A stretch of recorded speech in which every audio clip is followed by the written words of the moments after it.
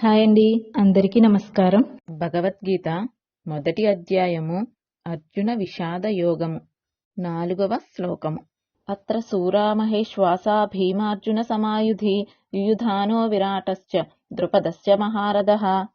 ఇప్పుడు ఈ శ్లోకంలో ఒక్కొక్క పదానికి ఉన్న అర్థాన్ని తెలుసుకుందాం.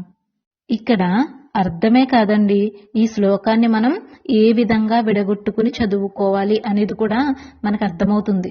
అత్ర అంటే ఈ సేనయందు, మహేశ్వాసః గొప్ప ధనస్సులు గలవారును, చ అంటే మరియు, యుధి అంటే యుద్ధమునందు, భీమార్జున సమాహ అంటే భీమార్జునులతో సమానులును, శూరాహ అంటే శూరులు అగు, యుయుధానః అంటే సాత్యకియును అంటే ఇక్కడ యుయుధానునికి మరొక పేరు సాత్యకి, విరాటః అంటే విరాటుడు, మహారథః అంటే మహారథుడగు, ద్రుపదః అంటే ద్రుపదుడు అన్నమాట.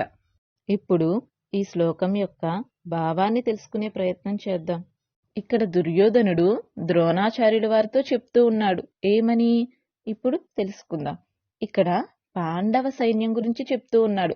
పాండవ సైన్యంలో మహోన్నతమైన వ్యక్తులు, మహాపరాక్రమవంతులైన, మహాధర్మాత్ములైన 3 యోధుల గురించి చెప్తూ ఉన్నారు. ఇక్కడ ఈ శ్లోకంలో 3 యోధుల గురించి వివరించారు.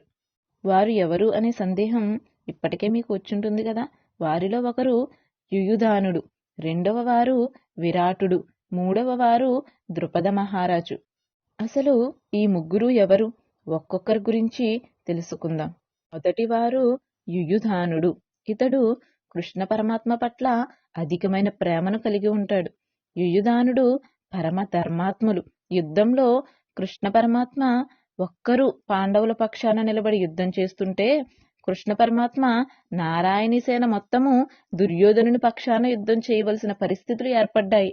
ఇలాంటి స్థితిలో యుయుధానుడు నారాయణి సేనలో యుద్ధం చేయకుండా పాండవుల పక్షాన నిలిచి యుద్ధం చేస్తారు. అతను ధర్మం వైపే నిలబడ్డారు. కృష్ణ పరమాత్మ ఎటువైపు ఉంటే అటు ధర్మం ఉన్నట్టే కదా. రెండవ వారు విరాటుడు. ఇతను మధ్య దేశానికి మహారాజు. పాండవులు అరణ్యవాసం పూర్తయిన తరువాత అజ్ఞాతవాసమును విరాటుడు కొలువులోనే పూర్తి చేస్తారు. సుభద్ర అర్జునుల పుత్రుడు అయిన అభిమన్యునికి విరాటుడి పుత్రిక అయిన ఉత్తరను ఇచ్చి వివాహం చేస్తారు. ఈ విధంగా ఇరు కుటుంబాల మధ్య బంధం అనేది ఏర్పడింది. ఈ బంధాలను కాపాడుకోవటం కోసం విరాటుడు యుద్ధంలో వీరోచితంగా పోరాటం సాగిస్తాడు. మూడవ వారు ద్రుపద మహారాజు. ఈయన ద్రౌపదీదేవి యొక్క తండ్రి గారు, పాండవులకు మామగారు. వయస్సుతో సంబంధం లేకుండా ఈయన తన కర్తవ్యాన్ని నిర్వర్తించారు. వీరెవ్వరూ కూడాను కర్తవ్యం నుంచి పారిపోలేదు, తప్పించుకునేందుకు ఎలాంటి సాకులు వెతకలేదు. వారి శక్తికి మించి వీరోచితంగా యుద్ధంలో శత్రువులకు ఎదురు నిలబడ్డారు. పూర్వము ఉమ్మడి కుటుంబాలే మనం ఎక్కువగా చూసేవాళ్ళం. ఉమ్మడి కుటుంబంలో ఉన్న పెద్దవారు పిల్లలకి ఇలాంటి మహోన్నతమైన వ్యక్తుల జీవిత చరిత్రలను కథలు కథలుగా చెప్పేవారు. అందువల్ల పిల్లలు పెరిగి పెద్దవారై ఉన్నతమైన వ్యక్తులుగా సమాజంలో నిలదొక్కుకునేవారు. పిల్లలకు ఇలాంటి ఒక సంపదను ఇవ్వడం మన ప్రథమ కర్తవ్యంగా భావించాలి. అప్పుడే మన ధర్మాన్ని మనం కాపాడుకోగలుగుతాము. భగవద్గీత మొదటి అధ్యాయము అర్జున విషాద యోగము 4వ శ్లోకము సమాప్తము. నమో నారాయణాయ నమః.